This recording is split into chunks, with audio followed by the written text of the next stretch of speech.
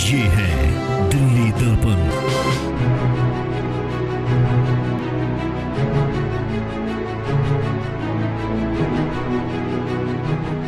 देश भर में चल रहे कोरोना वैक्सीनेशन अभियान में रफ्तार तो है ही, लेकिन लोगों के मन में संशय की भी कमी नहीं है। लेकिन क्या ये कोरोना वैक्सीन वाकई सेफ है, या किन लोगों को इस वैक्सीन की सबसे ज्यादा जरूरत है?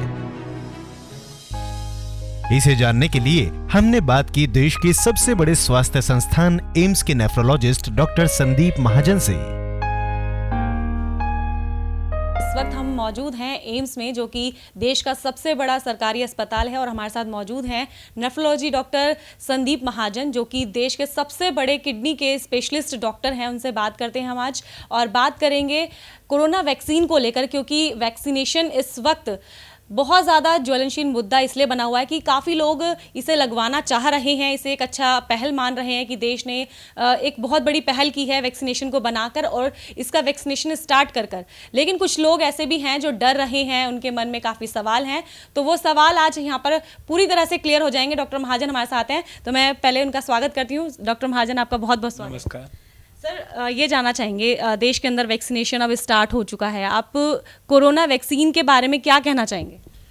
देखिए, अभी जो 2 किस्म की कोरोना वैक्सीन हमारे देश में अवेलेबल हैं, ये दोनों सेफ हैं और इफ़ेक्टिव हैं। इस मामले में हमें फॉर्चुनेट समझा जाएगा कि हम अपनी कंट्री में इतनी जल्दी वैक्सीनेशन का शेड्यूल लेके आ गए, वैक्सीनेशंस अवेलेबल करा दी हैं, जिससे जो कोरोना से जंग है, जो कोरोना से लड़ाई है, उसे हम आसानी से जीत सकते हैं। हमारे देश में बनी जो वैक्सीन है, हम आपको बता दें कि विदेशों में भी अब जाने लगी है, विदेशों में भी वैक्सीन पहुंचने लगी है, लेकिन देश के अंदर ही कुछ ऐसे लोग हैं जो अभी भी डर रहे हैं। तो सवाल लेते हैं डॉक्टर साहब से कि क्या ये वैक्सीन इतनी सेफ है कि लोगों का जो डरना है या डर है वो बेकार है? क्या वैक्सीन से डरना ज़रूरी है? नहीं, मेरे ख्याल से ये जितनी धारणाएं या जितनी डर है, ये सब बेबुनियाद है। जहाँ तक कि सेफ्टी की बात है, सारी की सारी जितनी वैक्सीन जो दोनों हम यूज़ कर रहे हैं, ये दोनों पूरे प्रोसेस के साथ पास करके ही इस्तेमाल के लिए लाई गई हैं। जहाँ तक कि छोटे मोटे साइड इफ़ेक्ट्स हैं, वो आप भी जानते होंगे, हर वैक्सीनेशन में होते हैं। जब हम बच्चे को इंजेक्शन लगाने लेके जाते हैं, उनको भी समझाते हैं कि क्रोसिन की दवा लेनी पड़ेगी, अगर बुखार आता है तो किसी को दर्द हो सकती है, किसी को उल्टी हो सकती है। तो ये जो छोटे मोटे लोकल साइड इफ़ेक्ट्स हैं, ये हर वैक्सीन के साथ रहेंगे, क्योंकि वैक्सीन भी एक तरह से बॉडी में इम्यून रिस्पांस बनाती है। तो ये छोटे मोटे साइड इफ़ेक्ट्स रहेंगे। इसके अलावा कोई सीरियस साइड इफ़ेक्ट्स की ऐसी कोई घटनाएं सामने नहीं आई जिसको लेके हम चिंतित हो। तो चिंता करने की कोई बात नहीं है, क्योंकि ये वैक्सीन काफ़ी ज़्यादा सेफ़ है। सवाल किडनी के लिए भी हम कर लेते हैं, किडनी के जो पेशेंट्स हैं उनके लिए, क्योंकि किडनी स्पेशलिस्ट हैं डॉक्टर, तो उनसे इस बात पर सवाल करना बहुत ज़्यादा लाजमी हो जाता है। सर, हम आपसे जानना चाहेंगे, जो किडनी पेशेंट्स हैं जिनको या तो डायलिसिस होती है या फिर उनकी किडनी ट्रांसप्लांट होने वाली है या फिर हो चुकी है, क्या उनके लिए भी ये कोरोना वैक्सीन जो है वो सेफ़ है? लगवानी चाहिए, नहीं लगवानी चाहिए? क्या प्रोसेस रहेगा उनके लिए? देखिए, ये बहुत ही अच्छा सवाल है, क्योंकि जो ये किडनी पेशेंट्स हैं जो डायलिसिस पे हैं या जिनको किडनी की परेशानी है या जिनका ट्रांसप्लांट हो चुका है, ये सारे के सारे हाई रिस्क पेशेंट्स हैं। ये सारे के सारे पेशेंट्स ऐसे हैं जिनको अगर कोरोना हुआ तो उसमें सीरियसनेस की होने की ज़्यादा चांसेस हैं। तो अगर समय रहते ये वैक्सीनेट हो जाए तो ये एक बहुत ही घातक बीमारी से बच सकते हैं। जहाँ तक की रही बात हमारी दोनों वैक्सीन्स की, हाँ, ये दोनों वैक्सीन्स हर तरह के किडनी पेशेंट्स ले सकते हैं। प्रिकॉशन यही रखना है, जो डायलिसिस पेशेंट्स हैं उनको डायलिसिस वाले दिन ये इंजेक्शन नहीं लेना चाहिए, और अगर विद इन 2 डेज उनकी डायलिसिस फॉल करती है तो बेटर है कि जो खून पतला करने का इंजेक्शन हम डायलिसिस के दौरान देते हैं, जिसे हिपेरिन का इंजेक्शन कहते हैं, वो ना लगवाएं डायलिसिस में, क्योंकि उससे जहाँ इंजेक्शन दिया है वहाँ फिर गांठ बनने के चांसेस रहते हैं। इसके अलावा हर तरह के किडनी पेशेंट्स, चाहे वो early stage of kidney disease हो, चाहे वो डायलिसिस पे हो या जिनका ट्रांसप्लांट हो चुका है, उनको जैसे ही ये वैक्सीन अवेलेबल होती है उनको जल्दी से जल्दी लगवानी चाहिए। अच्छा, हम आपसे ये भी जानना चाहेंगे कि एक तरफ ये कहा जाता है कि इस बीमारी के अंदर जिनकी इम्यूनिटी वीक है उनको बहुत ज़्यादा ध्यान रखने की ज़रूरत है, लेकिन जो लोग डायलिसिस के ऊपर हैं या फिर जिनकी किडनी ट्रांसप्लांट हो चुकी है, उनकी इम्यूनिटी कहीं ना कहीं वीक होगी।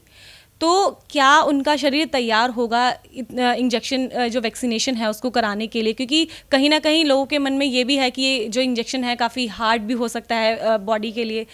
इस मिथ को कैसे आप क्लियर करेंगे? देखिए, जैसे मैंने पहले भी कहा, ये गलत धारणा है। ये तकरीबन वैसी ही वैक्सीन है जैसे जो हम बच्चों को, छोटे छोटे बच्चों को भी लगाते हैं, चाहे वो पोलियो की खुराक हो, चाहे वो MMR की खुराक हो। ये तकरीबन उसी प्रोसेस से बनी वैक्सीन है। ये बात ज़रूर है, क्योंकि जो पेशेंट इम्यूनोसप्रेसेंट्स पे हैं, जिससे इम्यूनिटी डाउन होती है, जैसे हमारे ट्रांसप्लांट पेशेंट्स होते हैं, या जो पेशेंट्स हैं जिनकी वैसे ही इम्यूनिटी कम हो जाती है, चाहे पेशेंट डायलिसिस पे हो, चाहे डायबिटिक हो, उन सब में शायद ये वैक्सीन उतनी कामयाब ना हो जितनी एक नॉर्मल आदमी में होगी। बट अगर 50 से 60% या 70% भी इफ़ेक्टिव हो जाए तो उसी से ये लोग काफ़ी हद तक इस बीमारी से बच सकते हैं। क्योंकि जैसे मैंने शुरू में ही बताया कि ये वो मरीज़ हैं जिनको घातक कोरोना बीमारी होने के चांसेस ज़्यादा हैं। तो अगर ये अभी वैक्सीन लगवा लें तो आगे जाके ये एक बहुत बड़ी घातक बीमारी से बच सकते हैं। चाहे वैक्सीन 70-90% इफेक्टिव ना हो जैसे नॉर्मल पॉपुलेशन में है, कुछ परसेंटेज कम होगी, बट फिर भी जिसको ये वैक्सीन प्रोवाइड होगी और उसका बॉडी ने रिस्पांस दे दिया तो वो इस बीमारी से बच सकते हैं। जैसे डॉक्टर साहब आपने बताया कि कुछ लोगों की इम्यूनिटी या उनकी बॉडी का जो स्ट्रक्चर है इंटरनल वो इस तरह का है कि उन पर 70% काम करेगी, किसी पे 50% कर सकती है अगर उन्हें कोई डिजीज़ या कुछ चीज़ें हैं। हम ये जानना चाहेंगे किस तरह के लोग ऐसे हैं जिनको हायर चांसेस हैं कि उनके ऊपर बहुत अच्छे से इफेक्ट करने वाली है ये बॉडी। देखिए, जो नॉर्मल हेल्दी आदमी है जिसको और कोई बीमारी नहीं है, उसका इम्यून रिस्पॉन्स सबसे स्ट्रांग रहेगा। तो लाजमी सी बात है कि उसको जो इफ़ेक्टिवनेस है सबसे बेहतर होगी। जैसे जैसे हम बीमारियां बढ़ाते रहेंगे, चाहे वो डायबिटीज़ है, चाहे वो लीवर की परेशानी है, चाहे वो किडनी की परेशानी है, बॉडी का इम्यून रिस्पॉन्स धीरे हो जाता है और वो उतनी एंटीबॉडीज़ नहीं बना पाता जितना नॉर्मल आदमी बनाता है। बट जितने भी परसेंटेज में इफ़ेक्टिव हो जाए, ये बीमारी को साइकिल तोड़ने के लिए और बीमारी से बचाने के लिए कामयाब है। मोटी सी अगर आप बात समझे, जैसे अभी भी बहुत लोग मॉडल दे रहे हैं कि अगर हम 70% लोगों में भी वैक्सीनेशन कर दें तो पूरी पॉपुलेशन इस बीमारी से बच सकती है। जैसे पल्स पोलियो अभियान है, सारे बच्चों को भी अगर ना मिले और 80 से 90% लोगों को भी मिल जाए तो पोलियो जैसी बीमारी भी भगाई जा सकती है। इसे हम हर्ड इम्यूनिटी कहते हैं। तो अगर अंदाज़न 70% या 2/3 लोगों में ये इम्यूनिटी आ जाए तो बाकी पॉपुलेशन भी सेफ हो जाएगी हर्ड इम्यूनिटी की वजह से, क्योंकि बीमारी को उतना होस्ट नहीं मिलेगा, उतने लोग नहीं मिलेंगे जिनको ये इन्फेक्ट कर सके।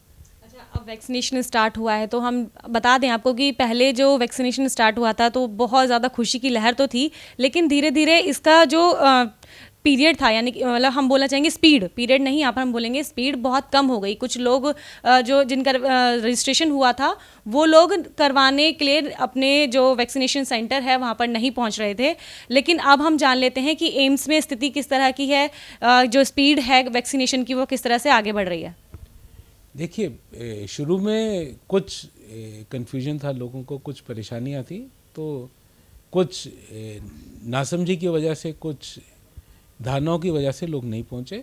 बट अब अच्छी वैक्सीनेशन शेड्यूल ड्राइव पिकअप हो गई है और तकरीबन 90% के करीब लोग अपना वैक्सीनेशन करवा रहे हैं हर रोज़। तो इस मामले में वैक्सीनेशन प्रोग्राम सक्सेसफुल रहा है। अभी हम सिर्फ हेल्थ केयर वर्कर्स की बात कर रहे हैं, तो ये वो लोग हैं जिनमें जानकारी भी ज़्यादा है और जिनमें अभी एक्सपोजर के चांसेस भी ज़्यादा हैं। तो जैसे ही ये लॉट ख़त्म होता है, इसके बाद फिर जो 50 साल से ऊपर है उनकी वैक्सीनेशंस का प्रोग्राम स्टार्ट होगा। उसमें देखते हैं कि पब्लिक कैसे लेती है इसको। तो ये थे हमारे साथ डॉक्टर संदीप महाजन, जिन्होंने वैक्सीनेशन के ऊपर काफ़ी सारा जो सवाल थे हमारे उसके जवाब दिए हैं। हमारे पास अगर और भी सवाल होंगे आपके ज़रिए हमारे तक जो सवाल पहुंचेंगे वो भी लेकर हम डॉक्टर महाजन के पास आएंगे। बने रहिए हमारे साथ ऐसी तमाम खबरों के लिए। कैमरामैन सोनू के साथ मैं डिम्पल भारद्वाज, दिल्ली दर्पण टीवी।